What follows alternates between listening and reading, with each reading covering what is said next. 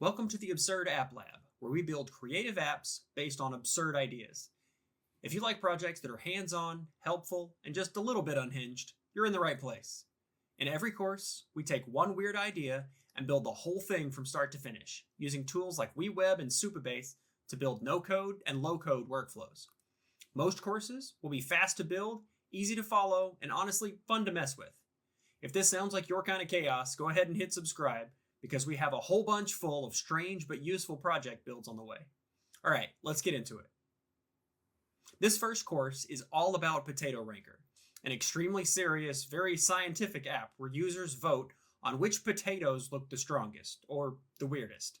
We'll be using WeWeb for the front end, and a free Supabase database for the back end, so no coding will be needed. I'll have starter images and example data linked in the description so you can follow along, and we're going to walk through every step from start to finish. Whether you're brand new to WeWeb or just really passionate about tubers, this is a great beginner-friendly project to jump in with.